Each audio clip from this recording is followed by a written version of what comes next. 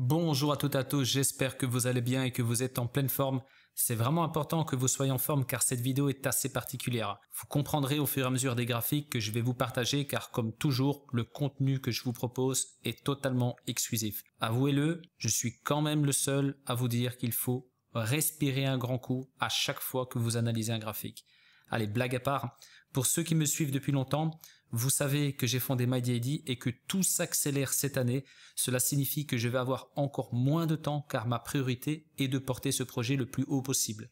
En parallèle, j'ai envie de rester régulier en continuant à vous partager ma vision car le marché va complètement bouger. Le BTC ne restera pas dans cette zone de prix encore de longs mois. Je vais continuer à publier des vidéos, mais j'ai également pensé à vous partager des newsletters pour vous tenir informé de la situation et du moment où il faudra se préparer car beaucoup ne sont pas encore prêts. Le lien est dans la description. Mais ce n'est pas tout, cela fait longtemps que vous me demandez d'ouvrir un canal d'annonce sur Telegram car beaucoup d'entre vous ne sont pas forcément sur Twitter. Bonne nouvelle, j'ai créé un canal et le lien est dans la description également. Je ferai en sorte d'apporter de l'exclusivité dans chacun de mes canaux. Ne tardez pas à rejoindre la newsletter ainsi que le canal Telegram car l'objectif n'est pas d'avoir un maximum de monde. Je me réserve le droit de verrouiller l'accès à tout moment. Commençons avec le premier graphique. Comme indiqué dans la légende qui tient sur une ligne, les pastilles jaunes correspondent au halving du Bitcoin. Vous remarquerez que nous avons eu un gros coup d'accélération ici en novembre 2012. Boom, bull run, un an de bear market, purge et accumulation. Ensuite, bull run, et regardez, c'est à partir du halving en 2016 qu'on a eu un grand coup d'accélération, un an de bear market pour ne rien changer, purge et accumulation. Ensuite, on repart ici, souvenez-vous, mars 2020, mais on a notre accélération comme dans les fois précédentes avec le halving. Boum, on va chercher un plus haut ici, bear market, un an également, vous pouvez le regarder sur le graphique à l'échelle annuelle, on a 3 grosses bougies rouges et elles sont représentées ici sur du mensuel. Donc purge et accumulation et ensuite rien, nada, on a plutôt, on va dire, un range ou un petit retracement qu'on distingue sur le mensuel mais plus sur du daily, j'en reparlerai plus tard dans la vidéo. Quand on regarde cette dernière pastille jaune, on a l'impression que ça part en bear market mais les derniers graphiques que je vais vous présenter montreront tout le contraire. Ne manquez rien dans cette vidéo car je m'efforcerai de vous partager des informations condensées et pertinentes. Bon, il y a vraiment quelque chose de chirurgical sur l'oscillateur RSI, à part en 2020 ici, c'est exactement sur le niveau 70 que cette courbe se situe au moment des halvings, notamment ici en 2024. Tout comme sur le chandelier, on remarque un essoufflement sur l'oscillateur RSI. Mais tout ce que vous devez retenir, c'est que à plusieurs reprises, toutes les fois précédentes, je vais le dire autrement, à chaque fois qu'on est tombé au moment du halving, oui, on a pu avoir un petit retracement sur 1 mois, 2 mois, mais c'est la première fois qu'on a un tel essoufflement juste après le halving. Alors, certains vont me dire, oui, mais Slash, regarde, on a eu une belle impulsion, on est quand même parti très très bas, on a eu une forme de bull run. Oui, mais on a eu la même chose aussi ici avant. Certains pensaient qu'on avait déjà pricé le halving avant, comme ici par exemple, regardez, on est parti très très bas, et c'est qu'à partir de là qu'on a eu enfin notre bull run. Donc, tout cela, je vais vous l'expliquer dans les graphiques suivants. Toujours en mensuel, j'ai volontairement affiché uniquement la Kijun de Ichimoku Kinkoyo. On regarde très facilement qu'à chaque fois que le chandelier clôture au-dessus de cet élément, le BTC est parti en bull run. Regardez, on clôture avec notre chandelier au-dessus de la Kijun, boom, bull run. On a eu un bull run en 2 temps, effectivement. Ensuite, bear market, puisqu'on passe en dessous, on a une belle touchette chirurgicale représentée par les pastilles jaunes. Alors, les pastilles jaunes, en fait, elles représentent des points de contact pertinents qui nous ont permis d'éviter les faux signaux. Les pastilles rouges, quant à elles, indiquent le moment où on est entré réellement en bear market, comme ici. Donc, regardez, confirmation haussière, on part très très haut, bear market. Certains ont pensé qu'on partait en bull run, mais grâce à la Kijun sur du mensuel, nous savons très bien, en tout cas pour ceux qui utilisent Ichimoku Kinkoyo, qu'il ne fallait pas continuer à penser qu'on allait rester dans cette dynamique. Ensuite, enfin, notre confirmation haussière, on part en bull run. 2 belles touchettes ici chirurgicales, enfin on a notre confirmation baissière, La preuve, regardez, on a purgé beaucoup plus bas. Donc là, on a eu notre confirmation haussière, et encore une fois, comme on l'a regardé sur le graphique précédent par rapport au halving, mais idem ici avec la Kinjun, on n'a pas forcément de grosses impulsions où on n'a pas, on va dire, simplement un bull run qui s'est mis en place.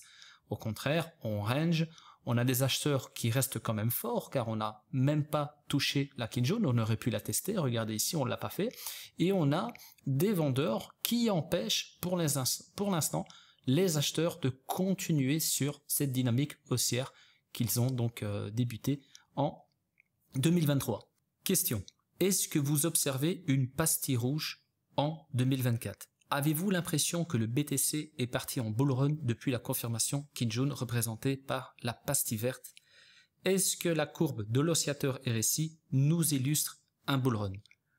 Répondez-moi en commentaire et profitez-en pour me partager vos scénarios, car en effet ici également sur le RSI, on a une droite ou plutôt une oblique qui nous indique les tops du Bitcoin sur cet oscillateur, et pour l'instant on n'a pas touché encore une fois cette oblique depuis ce soi-disant bull run. Passons au graphique suivant. S'il y a bien une chose à surveiller avec le BTC en weekly, c'est qu'à chaque fois que le chandelier entre en contact avec la SSA par le dessus, en l'occurrence le haut du nuage bleu, nous entrons dans un scénario baissier. Vous pouvez facilement remarquer que lors d'un bull run, le chandelier maintient une certaine distance avec le nuage, et dès qu'il entre en contact avec celui-ci, il devient difficile de garder une dynamique haussière. Inversement, chaque fois que le BTC touche la SSA, en l'occurrence le bas du nuage rouge, nous entrons dans un scénario haussier. Regardez, ici on vient toucher notre nuage, on rentre dans un bear market, on touche notre nuage dans le sens inverse, on rentre dans un bull market, et regardez encore une fois ici, pour le dernier cycle, on est rentré dans le nuage, on atteint notre objectif, ensuite on casse ici avec le chandelier, on confirme avec la lag and span, et maintenant le problème c'est que nous avons touché la SSA. Alors je m'explique, on l'a touché également ici, et regardez, ça nous a permis d'avoir une impulsion et d'aller marquer un plus haut. Donc nous avons touché ce fameux nuage. Je ne vais pas me contredire par rapport au graphique précédent, et vous comprendrez avec les suivants que les probabilités indiquent, comme je viens de vous le dire, que cette SSA pourrait nous donner des impulsions haussières. Restez bien à l'écoute. Donc maintenant, faisons une petite pause avec le journalier avant de terminer avec deux graphiques qui nous ont toujours révélé la vérité, vous allez comprendre. La semaine dernière, j'ai pris une position à la vente ici, quelque part. J'étais sur plusieurs unités de temps, mais la principale pour mon trade était le daily. Je paramètre le tout, et un peu plus tard dans la journée, mon fils passe me dire bonjour au bureau après l'école et me demande « Papa, tu achètes ou tu vends ?» Je lui réponds que j'ai pris une position à la baisse, et il me demande pourquoi j'ai fait ça. Comme vous le voyez ici, j'ai enlevé Ishimoku, je lui montre le graphique tel quel, je lui dis « Qu'est-ce que tu vois ?» Il me répond « Des montées et des descentes ». Je lui dis « Effectivement, mais ce que je remarque surtout, c'est que nous avons des hauts de plus en plus bas et des bas de plus en plus bas. Si vous ne le voyez pas directement, je vous ai préparé un graphique. Je pense que personne ne pourra dire le contraire. » Il me dit « Ok, mais tu m'as dit plusieurs fois cette année qu'il allait continuer de monter. » Et je lui ai expliqué une chose simple que très peu de personnes comprennent dans la communauté. Je peux très bien vendre du BTC en journalier tout en étant acheteur en mensuel. Il m'a répondu « Ok pigé papa » et il est parti. Bref, je pense qu'il sera certainement meilleur trader que moi, car il apprendra de mes erreurs, et je vous garantis qu'elles sont nombreuses. En bref, il y a des moments où on peut faire de l'argent, j'aime pas dire facilement, mais où on sent vraiment que les probabilités sont élevées pour prendre un tel ou un tel camp. Et j'ai vu plusieurs opportunités sur le journalier. J'ai réussi à changer de camp quasiment au bon moment en plusieurs reprises.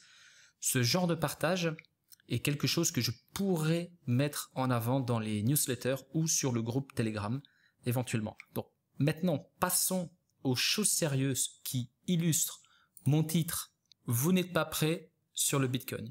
Avant tout, ce qui compte sur une telle unité de temps, ce sont les clôtures. Là, on est sur du trimestriel. On ne tient pas compte des mèches.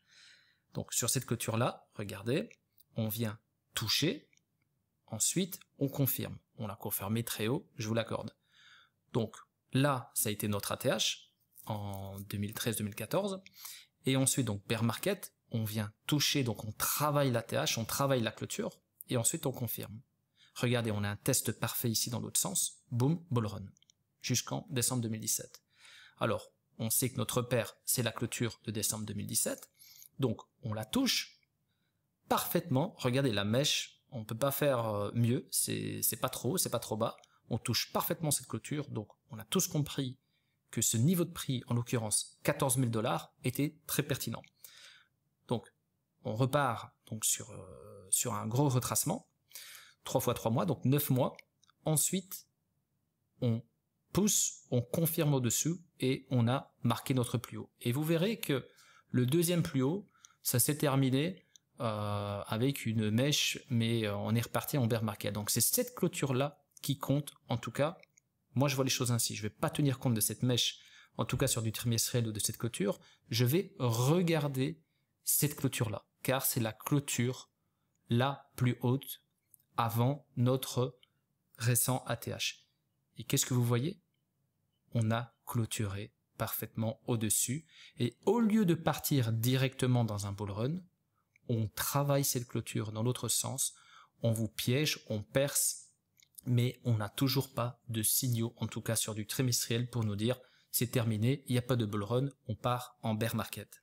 Maintenant, nous sommes sur le graphique à l'échelle annuelle du Bitcoin. Vous pouvez changer d'avis plusieurs fois par jour sur du 15 minutes, mais c'est impossible sur une telle unité de temps. Il y a beaucoup moins de bruit et c'est beaucoup plus pertinent. Je vais faire simple. C'est le début ou la fin du bull run. Franchement, je ne pense pas qu'il soit utile que je vous réponde clairement. Tout est limpide sur le graphique. Nous avons eu 3 années baissières, représentées par des bougies rouges, et à chaque fois que nous avons eu une autre confirmation au-dessus de la clôture de l'ancien TH, au même titre qu'en trimestriel, c'est réellement parti en bull run.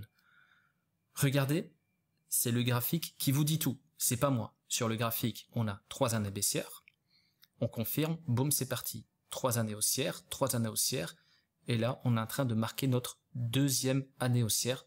Ça sous-entend, en tout cas si on tient compte du passé sur l'historique du Bitcoin en annuel, ça sous-entend que 2025 sera vert, ou plutôt bleu, sur mon graphique.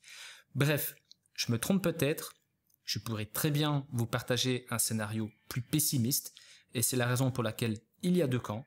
On obtiendra toujours des probabilités pour tel ou tel scénario, mais à un moment donné, il faut choisir son camp. Surtout, quoi qu'il arrive, restez humble et remettez-vous toujours en question. C'est cela qui vous permettra d'avancer et de faire mieux la prochaine fois. Et j'espère que cette vidéo vous a plu. N'hésitez pas à vous exprimer si c'est le cas. Prenez soin de vous et à très bientôt.